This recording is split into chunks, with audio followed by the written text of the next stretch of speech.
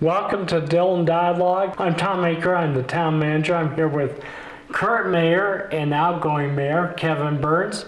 Hey, everybody. Council member Carolyn Scavera. Yeah. And about to become mayor. Welcome. And correct me if I'm wrong, is this your first time on the show? Or Second time, okay. You I took a vacation. Took a hiatus. Right. Well, welcome back. We're glad Thanks. to have you back on the program. Thank to you. do this one more time before. Yes.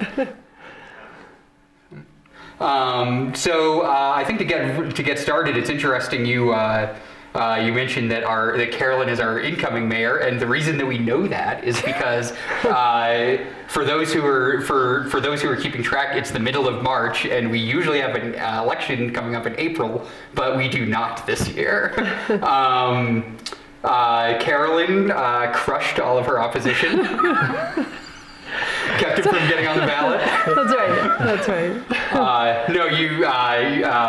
We happen to have the same number of petitions turned in for the number of seats that we had available, which is we're going to be welcoming 2 new council members. So with 5 altogether renewing on April 17th, and then my term will start April 17th. Yeah. So we had quite a few vacancies this year through the various appointments and everything we've had in the last couple of years. So as it turned out, it was enough work to just get enough people to fill those vacancies than to actually have like a competitive election. Which lucky you. I think it's probably worth running through. You'll be starting a 4-year term, goes up to 2022. Jen Barchers is re-elected in this April term. She'll be on, and she'll also have a full 4-year term. Incoming council member Renee Imamura, 4-year term, going to 2022. Same with Karen Kaminsky, who'll be another incoming council member, 4-year term, going to April 2022. And then Kyle Hendricks and Mark Nickel, they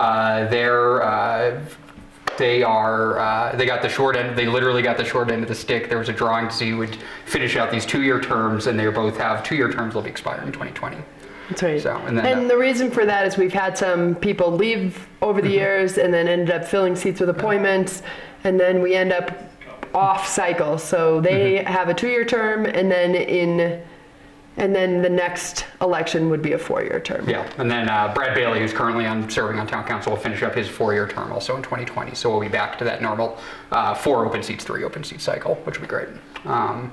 I did notice, I have to note, this is the first time that we will have a majority female council in the town of Dillon, which is pretty cool, I think. So. Yeah, that's right. There'll be 4 women, 3 men. Yeah. So. And they all have terms expire in 2020, so we can get rid of them within a couple of years.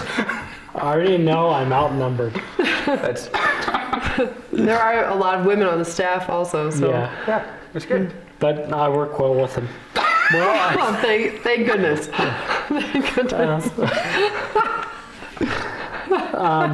I've really enjoyed working with you and working with Tim and the current council, and wish you the best of luck. Yeah, thank you. We should note Tim Westerberg, current council member, will be term limited at the end of the month, and I will be stepping down as well for folks who didn't quite put that together.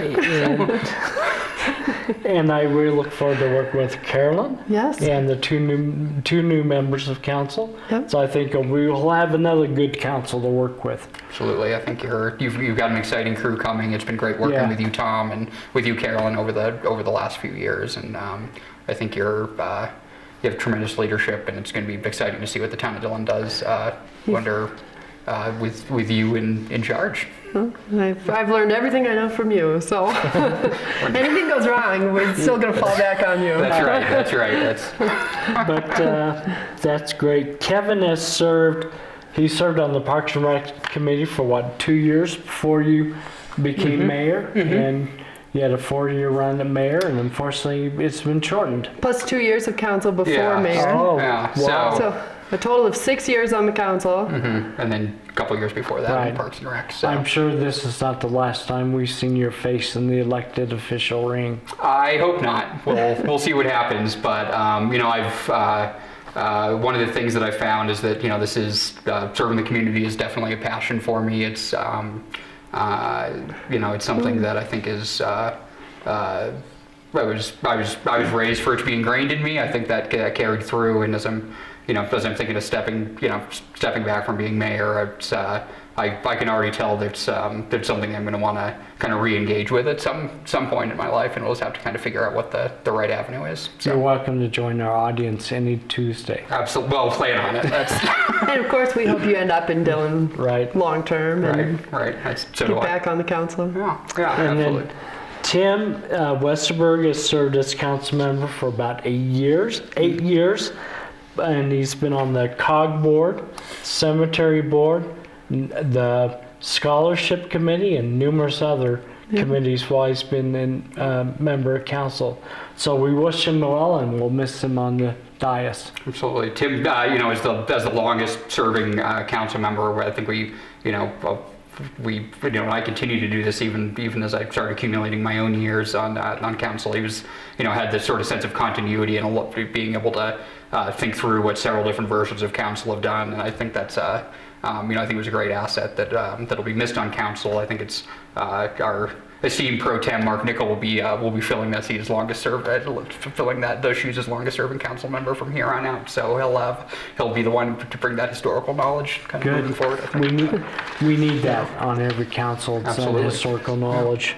And to remind everyone, what exactly is quasi-judicial? That's always important. So in other news, well, I guess to wrap up, thank you, Kevin and Tim, Yes. and we'll miss you. Yes. On a brighter note, our January sales tax, we just got those numbers, and we're up 31%. Wow. Wow. Wow. Most of that we think is due to retail. So we have the new REI location, which opened last year, and they're turning a good profit for us over at the Dillon Ridge Marketplace. And then lodging. Our lodging is up. We're getting straightened out with Airbnb and those Yes. online services, so that's helping with our income tax. And we also had the ice castles in Town Park, which just closed up a week or two ago, and they were a huge driver for our town center economy this winter. I think, between all the restaurants, I would guess the restaurants hired half a dozen people this winter just to keep up with the crowd. So that's great news for Dillon and great news for the community. Right. Yeah, that was astonishing to see. We both live in the town core area, so I think it was almost startling to see the difference from from a year ago with fairly empty. With fairly empty streets, all of a sudden there were cars around all the time, and they went to the ice castles. But as the sales tax shows, they didn't just go there. They were also, you could see them walking in town, going to our retail stores in town. And town seemed to do better. The restaurants certainly, and it's sometimes you get those questions about why are you doing the ice castles or trying to do some of that activation. I think that was a stark example of when if you build it or provide it, people will actually come and show up. It actually works. It's we've seen it work other places. It can work in Dillon. There'll be questions about whether the ice castles come back next year. I think you have to. I think staff and everyone on council will be having to do sort of a debrief on how that went and what the cost benefit analysis is. But certainly shows that the concept is sound. Right. Yeah. And it demonstrates that the more activity we can bring into the core area, the more people will come into Dillon. It actually works. Yeah. It actually works that way. So Kevin, why don't you talk to us about some of the new developments we have going on in town? Yeah, so we have, I'm proud of all this work. I think it's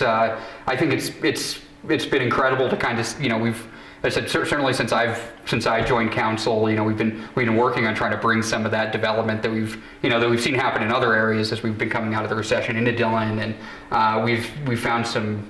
We recently approved some great projects. Anybody who watches the show regularly probably is basically familiar with them, but it's now that this stuff's starting to come out of the ground, it's worth kind of reminding ourselves what's actually coming into town.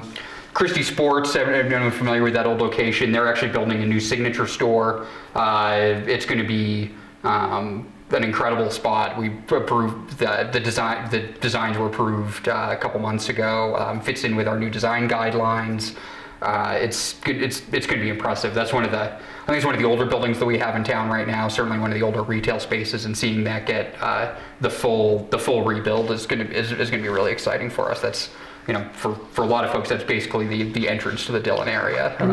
Thinking about they're starting next month. Yeah. Yes. Yeah. So one more month in the old Christie Sports Building, and then shut her down for the summer. Exactly. And it'll be a lot nicer and hopefully a lot more accessible for people. Yes. Yeah, I think that'll be one of the big benefits. Next up, we've for anybody who probably watches this channel, they hear every town talking about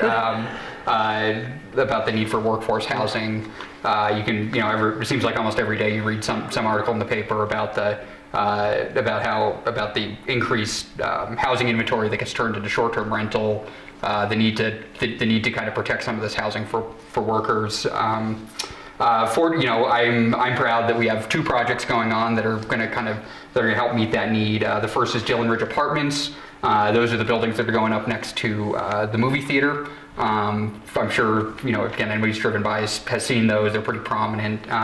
Those are going to be 36 apartments, all long-term rentals. 18 are going to be dedicated to people living and working in the county, and with Dillon employees having first priority. That'd be people who live in Dillon, not just town of Dillon employees. And the pricing is going to be at 100% AMI. So that's for those of you in the workforce, that's everybody think that can be like bartenders and professionals. It's all people in the. It's going to be mostly people that you kind of think of in day to day who are living and working here. And what we found is from the housing surveys is people from 60% or lower, all the way up to 140% of the AMI need help with housing right now. Yeah. So we're targeting one specific part of the population with that project. Exactly. And then along with that, we have another project that has a little bit more of a wide range of target. So in town, do you want to talk about that one next? Yeah, so that's the sale lofts, what was formerly referred to as Dillon Flats for folks who kind of follow this stuff. That's going to be 48 total units. 12 are going to be deed restricted. It's going to be 6 units in each building of that project.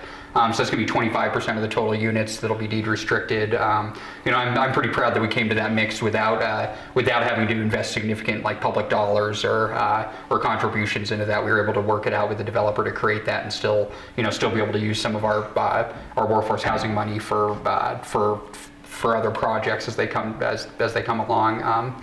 8 of the deed restricted units are going to be up to 130% AMI level pricing, which, as you said, are the studies that we see. There's definitely that need that even goes up to that 130% end of the spectrum. So we're definitely meeting a need in our community for that. And then there'll be 4 deed restricted units, and this is kind of interesting. I think this is something that we're kind of a unique twist that we're doing. That it'll be great to see how it goes. We're going to do 4 deed restricted units that don't have an AMI requirement, but it has to be available for locals who work full time here in the county. I think that's my theory is there's sort of a market reality that you can't. I mean, if it has to be for workforce here in the county, by definition, you can't price the workforce out of those units. So it'll be interesting to see how those how those work out. I'm very optimistic that'll be a kind of a great sweet spot for people who live here in the county to acquire housing.